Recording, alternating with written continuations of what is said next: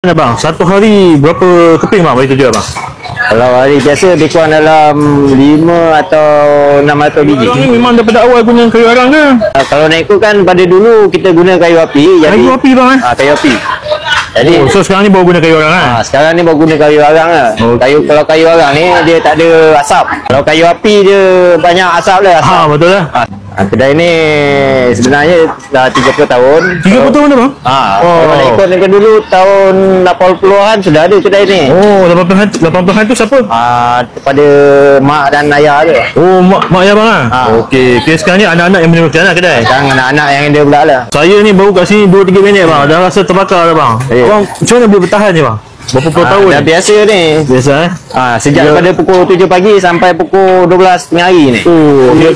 Kulit tebal bang kulit pun dah tebal dah ni. Satu hari berapa keping bang bagi tu jual bang? Kalau hari biasa lebih kurang dalam 5 atau 600 biji. Kalau weekend dalam 700 800 lah. Okey. Paling tinggi dah bang.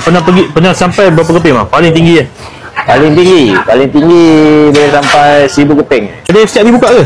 Tutup setiap hari Rabu. Tutup hari Rabu je. Tutup hari Rabu. Okey, masa operasi? Masa operasi 7 pagi hingga pukul 12.30 tengah hari. Kalau saya nak beritahu kau-kau kat luar kan. Kedai ni kat mana bang?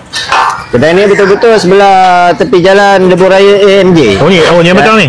Jalan Malim. Kampung Bakar Batu, Bacang Melaka.